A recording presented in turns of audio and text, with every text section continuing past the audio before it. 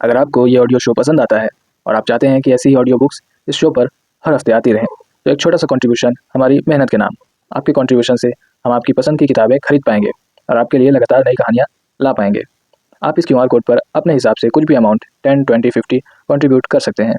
आपको अगर कोई खास बुक चाहिए तो आप हमें ज़रूर बताएं। धन्यवाद।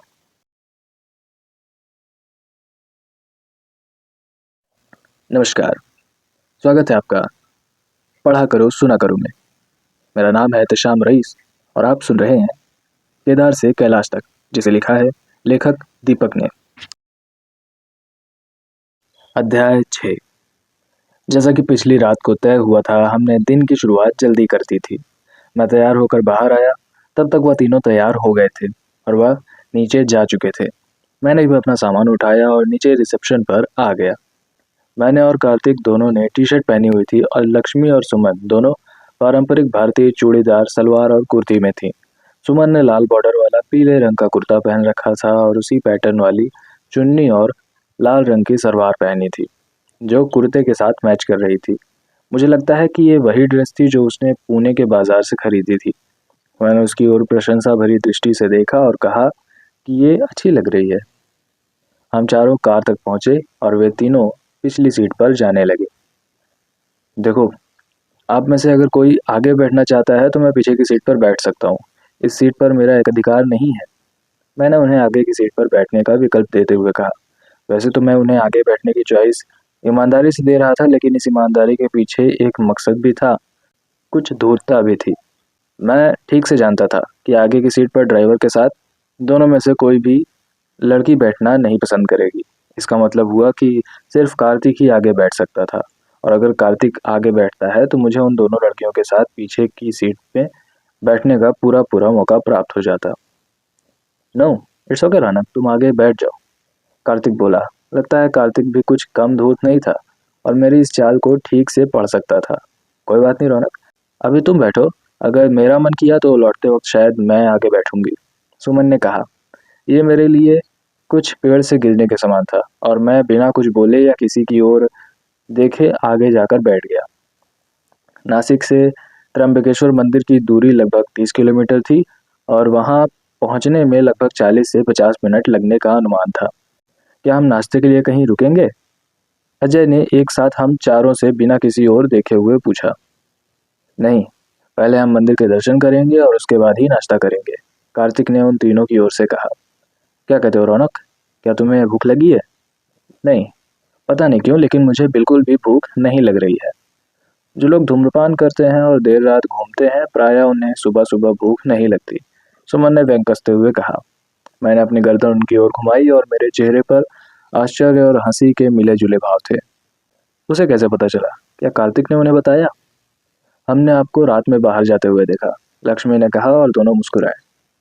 हम आपके साथ जाते, लेकिन तब हमें थकान महसूस हो रही थी। इसके अलावा तुम अपनी ही धुन में थे, सुमन ने कहा। तो वह मुझे देख रही थी। क्या वह मुझ में दिलचस्पी रखती है? मेरा पहला विचार था कि मैंने उन दोनों के साथ रहने का एक अवसर खो दिया, लेकिन फिर मुझे उस अनजान बूढ़े व्यक्ति के साथ मुलाकात याद आई, और अगर ये लड़कियां होती तो मैं वहां नहीं जाता और उनसे मिलने से चूक जाता। इसलिए मैंने इसे एक दैवीय हस्तक्षेप के रूप में लिया और अपना सिर वापस आगे घुमा लिया और सड़क की ओर देखने लगा। करीबन 30 से 40 मिनट की ड्राइविंग के बाद हम त्र्यंबकेश्वर मंदिर पहुंच गए।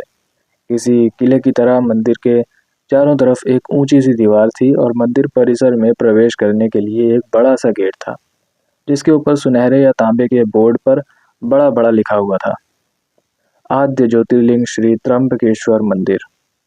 ये पत्थरों से बना एक बड़ा मंदिर परिसर था। बाहर से ये एक पुराने मंदिर जैसा दिखता था, जो कि कोई नई बात नहीं थी।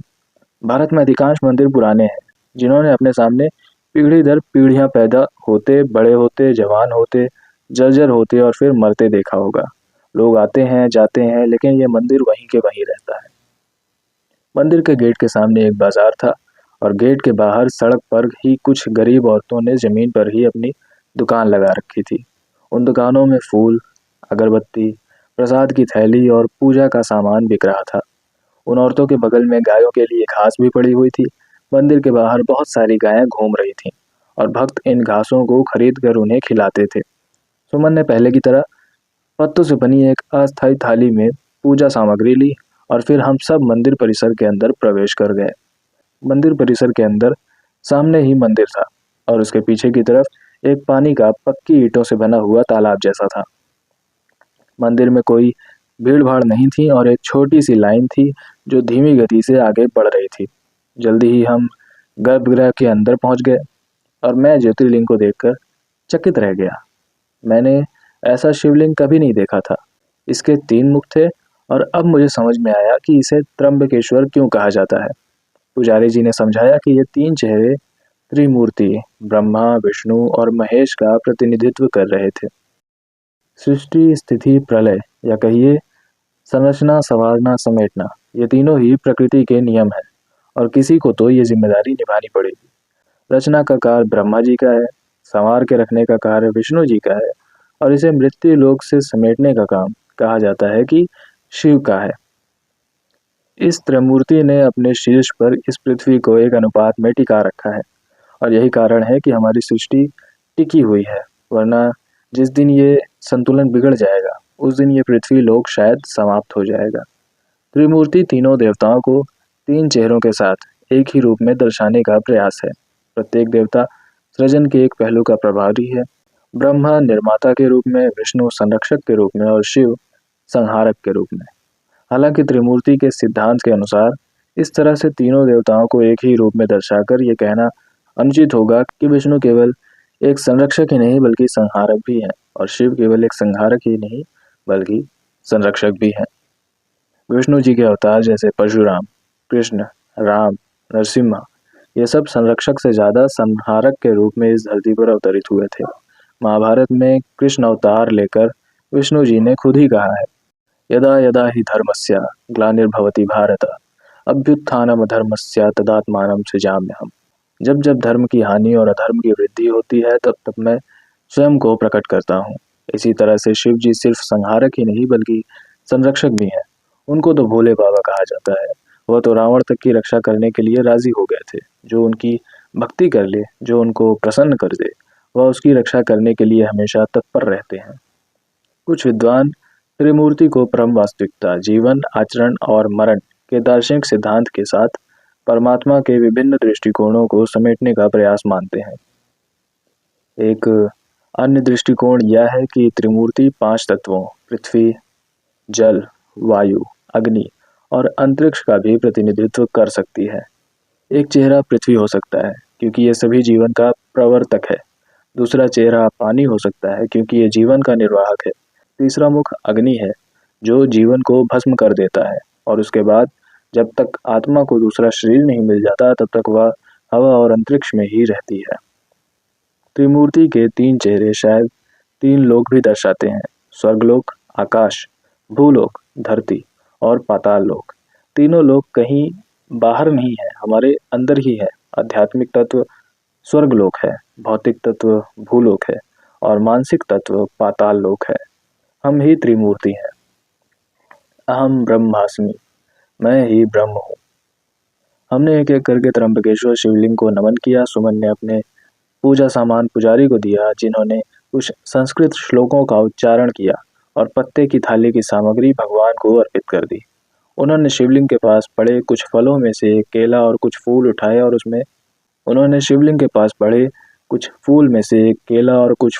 और उसे सुमन को दे दिया। सुमन ने अपना दुपट्टा दोनों हथेलियों में लिया और प्रसाद सीधे हाथ में ना लेकर उसमें लिया। एक बार प्रसाद मिल जाने के बाद उसने फिर से शिवलिंग और पुजारी को प्रणाम किया।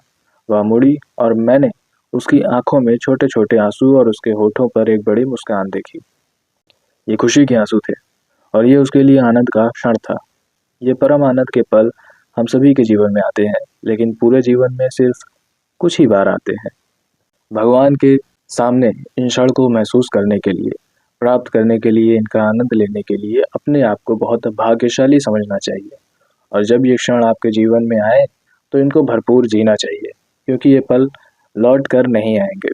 भगवान के सामने खुशी से रोने के लिए क्योंकि आपने उनके दर्शन किए, बहुत गहरी कृतज्ञता की भावना होनी चाहिए और मुझ में ऐसी कोई भावना नहीं थी, दूर दूर तक नहीं थी। मैं कब ऐसा महसूस करूंगा, मैं ये सोच रहा था और मेरे पास इसका कोई उत्तर नहीं था। 2 दिन में 2 ज्योतिर्लिंग के दर्शन करके हम सभी बहुत खुश महसूस कर रहे थे। जो काम मैंने पिछले 25-30 साल में नहीं किया, वह पिछले 4-5 महीने में हो गया। ज्योतिर्लिंग के दर्शन के बाद हम लोग मंदिर से बाहर निकलकर उस तरफ गए जहाँ पर कि पानी था। हम अभी भी मंदिर के परिसर के अंदर ही थे और ज्योतिर्लिंग और पानी का स्रोत दोनों एक ही परिसर में था।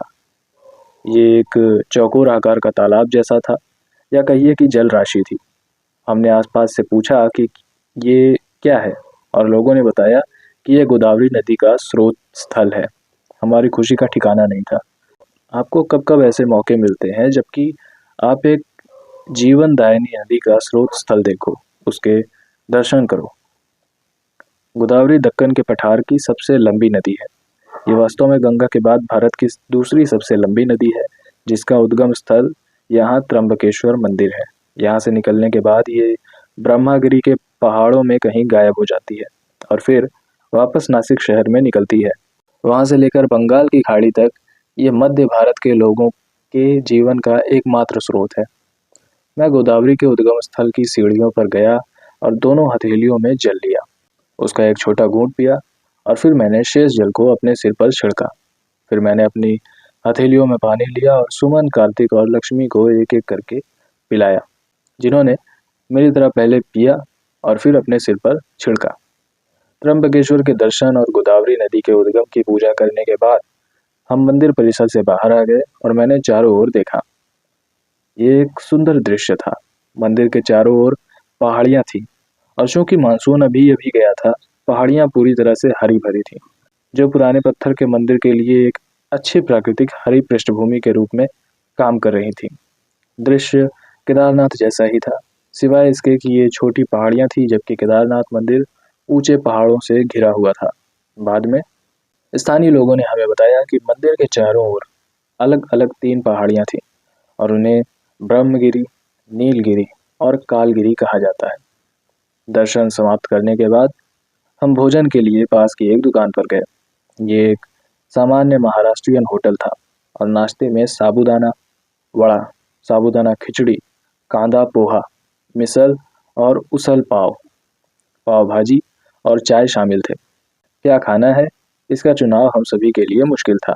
एक पंजाबी उत्तर भारतीय और 3 मद्रासी दक्षिण भारतीय, और हम में से किसी ने भी इन खाने की चीज़ों के बारे में नहीं सुना था। लक्ष्मी ने एक सुझाव दिया, चलो कुछ ऐसा ऑर्डर करते हैं जिसे हमने कभी चखा नहीं है।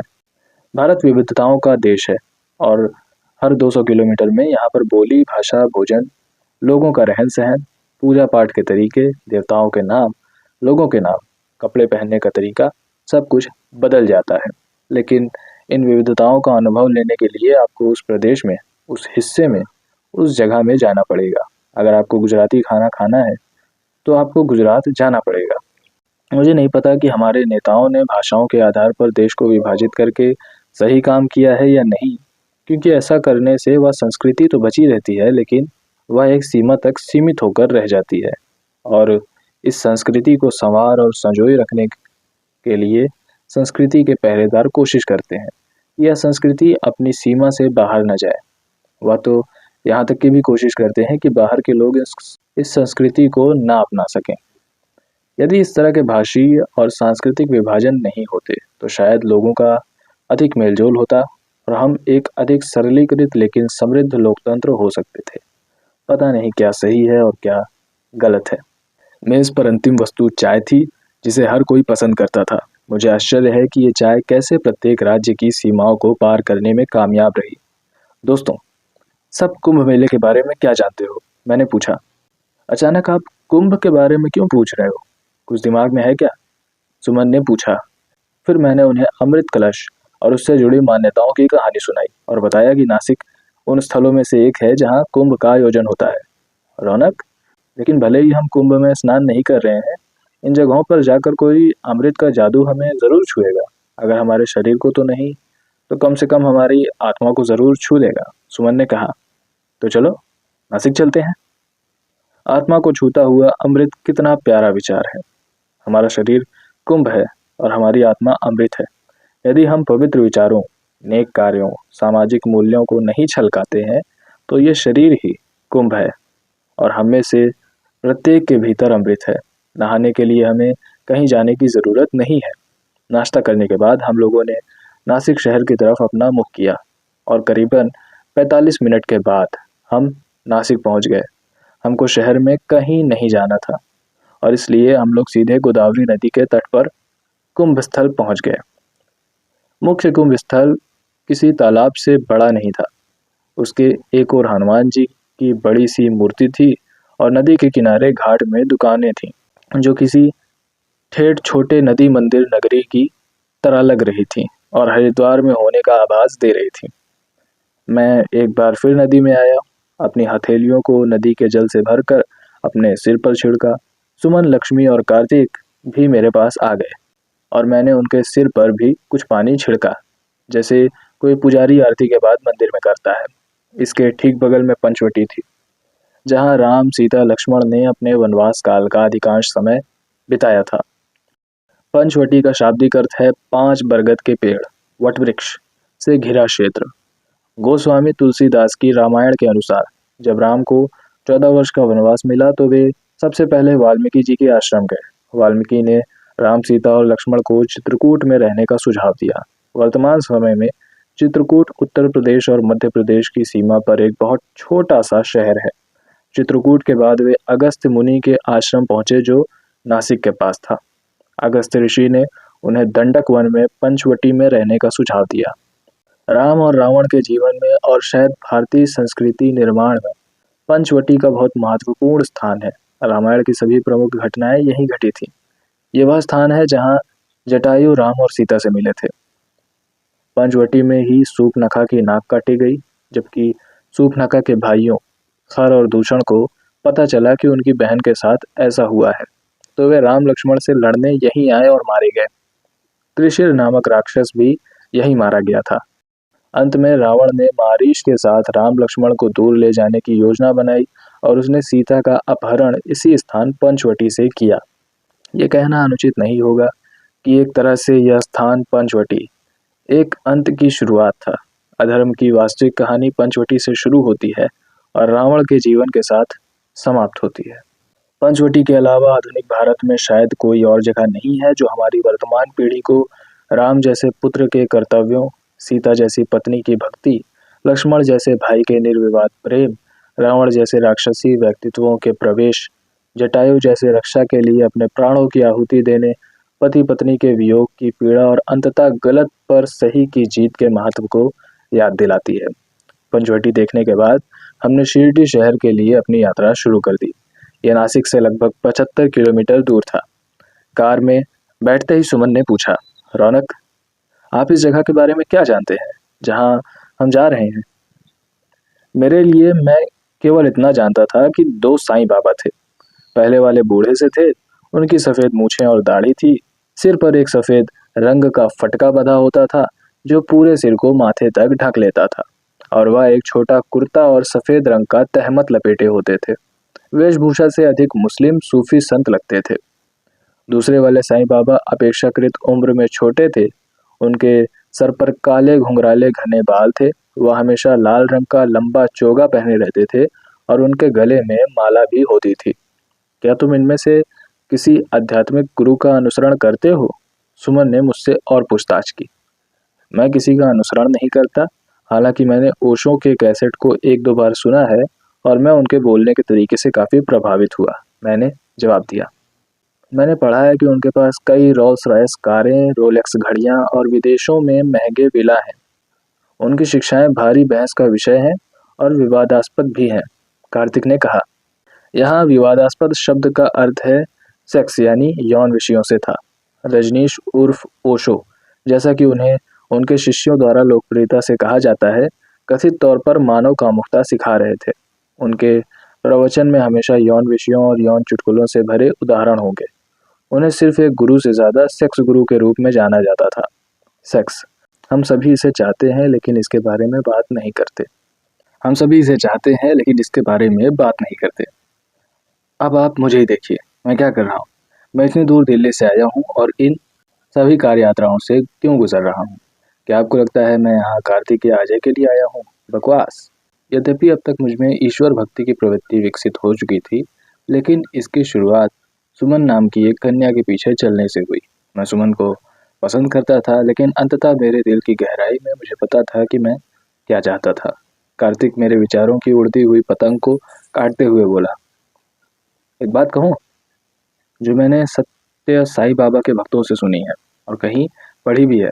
उन्होंने बहुत कम उम्र में घोषणा कर दी थी कि वे उसी शिरडी साईं बाबा के अवतार हैं जहां हम जा रहे हैं। वाह! पुनर्जन्म! ये एक और विषय है जो मेरे लिए बहुत पेचीदा है। मैंने कभी इस पर विश्वास नहीं किया, लेकिन ईमानदारी से कहूँ तो पूरे विश्वास के साथ मैं इसे कभी नकार भी नहीं सका। ऐसे सैकड़ों हज़ारों उदाहरण हैं जहाँ लोगों ने अपने पिछले जन्मों को याद किया है। उन्होंने पिछले रिश्तों की कहानियाँ सुनाई हैं, उन जगहों के अस्तित्व को जाना है जहाँ वे पैदा हुए और रहते थे, बिना सीखे भाषा बोली है और दूसरे व्यक्ति को जाने बिना रिश्तों का वर्णन किया है। सभी उदाहरण हमको पुनर्जन्म के रहस्यमयी और अनजान संसार की ओर ले जाते हैं। जब तक हम शिरडी शहर पहुंचे तब तक शाम हो चुकी थी। हम साईं बाबा के मंदिर के दर्शन के लिए सीधे गए। अजय ने हमें ठीक मंदिर के सामने छोड़ दिया। ये एक अच्छा निर्मित, पूरी तरह से विकसित और ठीक से रख रखाव वाला मंदिर था। मंदिर बहुत साफ सुथरा था और फर्श ऐसा लग रहा था जैसे उसे ताज़ा पॉलिश किया गया हो। विभिन्न सुव्यवस्थित कतार से आगे बढ़ने के बाद हम मुख्य हॉल में पहुंचे और इसके अंत में हमारे सामने साईं बाबा की वही सफ़ेद रंग की मूर्ति थी जो हम आमतौर पर किसी अन्य मंदिर में देखते हैं। मूर्ति के दोनों ओर दो स्तंभ थे और धातु के पत्र में श्रद्धा, सबूरी, विश्वास, धैर्य लिखा था। मैं समझता हूँ कि ये साईं बाबा की शिक्षा थी, श्रद्धा, सबूरी और सबका मालिक एक। हमने मूर्ति को प्रणाम किया और कुछ समय के लिए वहां खड़े हो गए। चारों तरफ नजर घुमाई और हर तरफ शांति का एहसास हुआ। हम कुछ देर और रुके रहे। हम वहाँ पॉजिटिव एनर्जी अपने अंदर भर लेना चाहते थे जिसके लिए साईं बाबा का मंदिर प्रसिद्ध था। किसी भी मंदिर में जाना, किसी भी मूर्ति के आगे सर झुकाना एक आस्था है, एक विश्वास है। आप इसको अंधविश्वास भी कह सकते हैं, लेकिन वास्तव में ये विश्वास है। विश्वास कि जिस मूर्ति की आप पूजा कर रहे हो वह आपकी सहायता करेगी। आप जिस भी कठिन स्थिति से गुजर रहे हो वह आपको उस स्थिति से बाहर निकालने में सहायक होगी। वह मूर्ति कोई भगवान नहीं होती, वह मूर्ति सिर्फ एक भगवान का प्रतिनिधि होती है, एक शक्ति, एक ऊर्जा का निवारण होती है। जब आपको अपने मन में उस शक्ति के होने का एहसास हो तब आप अपने पूरे दिल, दिमाग और आस्था से उस मूर्ति की पूजा करते हो और अपने आप को उसको समर्पण करते हो। जब हम मंदिर से बाहर आए तब तक वहाँ पहले ही अंधेरा हो चुका था। हमने जल्दी से अजय को ढूंढा, अपनी कार के पास गए और एक दूसरे को देखने लगे कि आगे क्या करना है। भैया जी, लगता है यहाँ पर कोई स्पेशल आरती वगैरह है। यहाँ अक्सर शिरडी साईं के उत्सव और आरती और भंडारा होता रहता है। उस वक्त पर यहाँ पर भक्तों की भीड़ बहुत लग जाती है और होटल के सारे कमरे फुल हो जाते हैं। आप जितनी देर यहाँ कमरा ढूंढने में लगाओगे इतनी देर में तो हम शनि शिंगणापुर का आधा रास्ता तय कर लेंगे। मैं तो कहता हूँ कि चलिए शनि शिंगणापुर चलते हैं और वहीं पर कोई होटल वगैरह ढूंढ लेंगे, अजय ने सुझाव देते हुए कहा। उसकी बात में दम था। शनि शिंगणापुर शिरडी शहर से लगभग 70 किलोमीटर दूर था। अपनी कार में सवार हुए और शनि मंदिर के दर्शन के लिए शनि शिंगणापुर के लिए रवाना हो गए और हम लगभग 1.5 से 2 घंटे के समय में शनि शिंगणापुर पहुंच गए। ये एक बहुत छोटा शहर था और जो भक्तगण भी मुझे देखे और उनकी बोली सुनी तो समझ आया कि ये ज़्यादातर आसपास के गांव या शहरों में रहने वाले स्थानीय लोग थे जो सिर्फ मराठी भाषा में एक दूसरे से बात कर रहे थे। अजय हमें सीधे मंदिर की ओर ले गया, लेकिन इस बार मंदिर के गेट पर जाने के बजाय वह पार्किंग की ओर गया और अपनी कार खड़ी कर दी और हमें साथ आने के लिए कहा। बाहर जाहिर है वह हमें कुछ ऐसा बताना और समझाना चाहता था जो हम नहीं जानते थे। देखो भैया जी, आप सीधे मंदिर में प्रवेश नहीं कर सकते। आपको नहाना होगा और केवल एक लुंगी पहननी होगी और उसके बाद ही आप मंदिर में जा सकते हैं। मैं एक दुकानदार को जानता हूँ, वह आपके जूते चप्पल रख सकता है और आपको लुंगी भी किराए पर दे देगा। आप उनकी दुकान से प्रसाद खरीद सकते हैं, उसने मुख्य रूप से मुझसे और कार्तिक से कहा। फिर उसने सुमन को संबोधित करते हुए कहा, दीदी, जैसा कि मैंने आपको बताया था कि औरतों को मंदिर के अंदर जाने की अनुमति नहीं है। लेकिन जब उसने सुमन को थोड़ा निराश सा देखा तो वह झट से बोला, दीदी, चिंता करने की कोई ज़रूरत नहीं है। शनि भगवान की यहाँ कोई मूर्ति नहीं है। इसके बजाय यहाँ पर एक खुले में बड़ा सा पत्थर है जो कि बहुत दूर से दिखाई देता है और आप आराम से उसके दर्शन कर सकती हैं। तो जैसा अजय ने कहा था, दुकान के मालिक ने मुझे और कार्तिक को एक एक लुंगी दे दी। इन दुकानों के पीछे ही नहाने के लिए खुली जगह थी। हम दोनों ने स्नान किया और लुंगी पहन ली, जो दुकान के मालिक ने हमें दी थी। जब हम वापस दुकान पर आए तो वहाँ सुमन और लक्ष्मी दोनों बैठी थी। मुझे वहाँ नंगे सीने के साथ खड़े होने में अजीब लग रहा था। अब मैं कोई बॉलीवुड का स्टार तो था नहीं कि जिसने सिक्स पैक बना रखे हों और अपना सीना दिखाने में उसे कुछ झिझक ना हो। मुझे लगता है कि वे दोनों भी मुझे और कार्तिक को अर्धनग्न देखकर सामान्य रूप से अजीब महसूस कर रही थी, क्योंकि सुमन ने लक्ष्मी का हाथ पकड़कर बोला, चल जरा बाहर चलते हैं और इन दोनों लड़कों को आराम से तैयार होने देते हैं। और दोनों तुरंत बाहर चली गई। दुकान के मालिक ने हमें सरसों के तेल की एक बोतल दी थी, जिसमें कुछ काले तिल पड़े थे। शनि महाराज के लिए यही एकमात्र प्रसाद था। हम तेल लेकर मंदिर की ओर चल दिए। जैसा हम एक सामान्य मंदिर में देखते हैं, वैसा यहाँ कुछ नहीं था। कोई मूर्ति नहीं थी, कोई गर्भगृह नहीं था, कोई हॉल नहीं था, कोई खंबा नहीं था, कुछ भी नहीं। एक खुले क्षेत्र में एक बड़ा चबूतरा था और उसके ऊपर 6-7 फुट ऊंचे एक काले रंग का चपटा बड़ा अनियमित पत्थर था। ये पत्थर नीचे जमीन के अंदर गड़ा हुआ था और ऊपर एक तरफ से थोड़ा सा नोकीला था। चबूतरे पर 2 पुजारी खड़े थे। वे पुजारी कम और यातायात पुलिसकर्मी अधिक थे और भक्तों की लाइन को सुचारू रूप से चलने का निर्देश दे रहे थे। क्योंकि लाइन आराम से चल रही थी, इसलिए जल्दी ही मैं और कार्तिक पत्थर रूपी भगवान शनि के पास पहुंच गए। ऊपर पहुंचकर पत्थर और भी बड़ा दिखाई दे रहा था।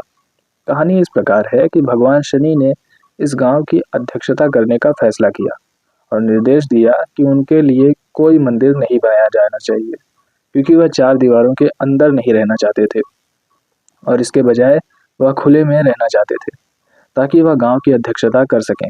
तब से भगवान शनि इस गांव में इस पत्थर के रूप में खुले में रहते हैं और गांव की सुरक्षा करते हैं और कोई भी किसी भी प्रकार की लूट की हिम्मत नहीं करता है। यही कारण है कि इस गांव में किसी भी घर या दुकान में दरवाजा और ताला नहीं है। एक बार जब हम पत्थर के देवता के पास पहुंचे तो पुजारी ने हमसे तेल ले लिया और पूरा तेल पत्थर पर उड़ेल दिया, जो पहले से ही गाढ़े सरसों के तेल से ढका हुआ था। फिर उसने अपनी हथेली से तेल से भीगे हुए पत्थर को छुआ तो उसके हाथ भी तेल से भीग गए और उसने हमें आगे झुकने को कहा। फिर उसने तेल से भरी हुई हथेली से हमारी नंगी पीठ को 2 बार थपथपाया। इस तरह हमारी पीठ पर उसकी तेल से भारी हुई 5 उंगलियों की 2 बार छाप पड़ गई। दिल्ली में पुराना किला के पीछे एक भैरों का मंदिर है और मैं एक बार अपने एक मित्र के साथ वहां गया था। दर्शन सुबह के समय के थे और उस भैरव मंदिर का प्रसाद मेरे अभी तक के जीवन का सबसे असामान्य, अजीब और विस्मय कर देने वाला प्रसाद था। दारू। भक्तगण अपने साथ प्रसाद के रूप में विस्की, रम, वाइन की बोतल लाए थे और वह एक एक करके वहां खड़े पुजारी को देते थे। पुजारी उस बोतल को पूरी की पूरी भैरव मूर्ति के ऊपर खाली कर देता था और वह दारू मिलकर एक मिश्रण के रूप में कहीं नीचे बह के बाहर निकल रही थी। ये दूसरा ऐसा अनुभव था जहां प्रसाद के रूप में तेल चढ़ाया जा रहा था और मूर्ति पर डाला जा रहा था और वह नीचे की ओर बह के बाहर निकल रहा था। हमने जल्दी ही दर्शन समाप्त किए और मंदिर से बाहर आ गए। रात के करीबन 9 बज चुके थे और हम लोगों को सोने के लिए, रात बिताने के लिए एक अच्छी जगह चाहिए थी। तो हमने एक होटल ढूंढना चालू कर दिया। अजय हमको पास के एक होटल पर ले गया।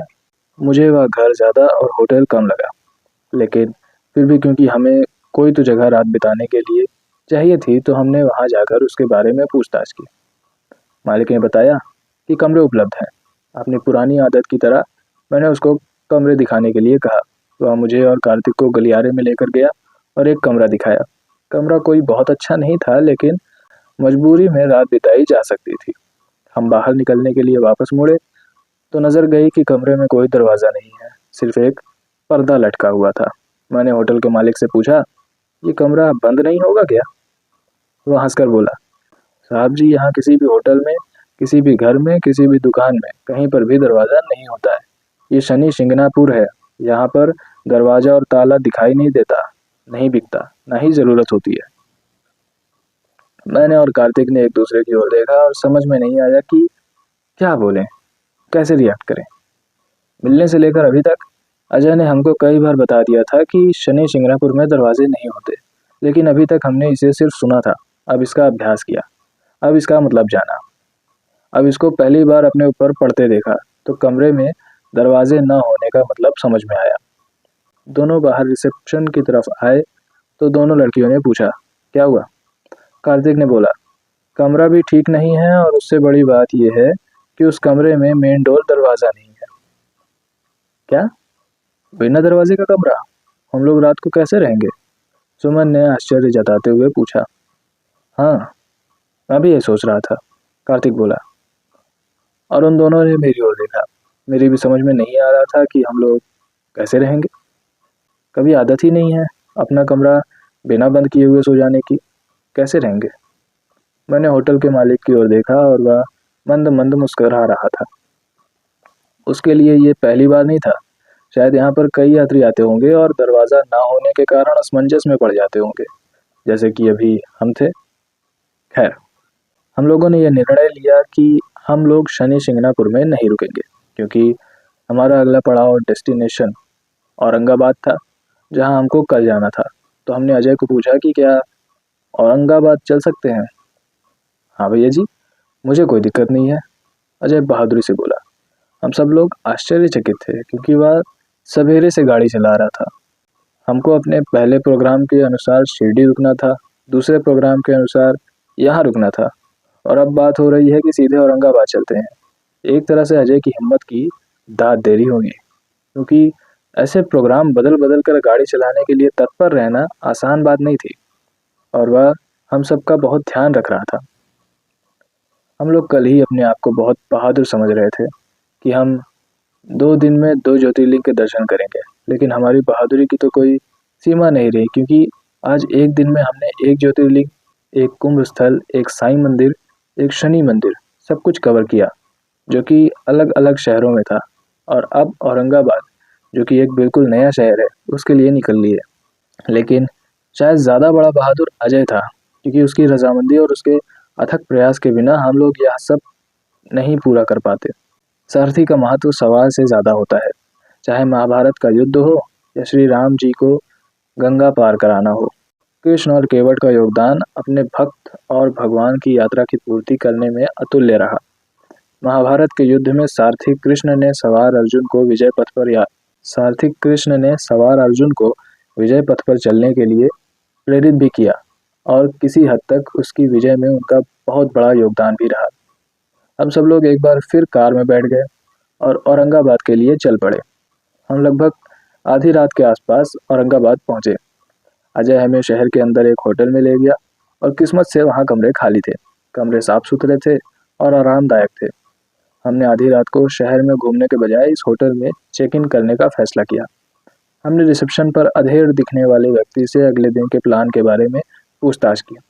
अजंता की गुफाओं में आने जाने में 5 घंटे का समय लगना था, और फिर आसपास चारों ओर और अजंता की गुफाओं को घूमने के लिए समय की आवश्यकता होगी।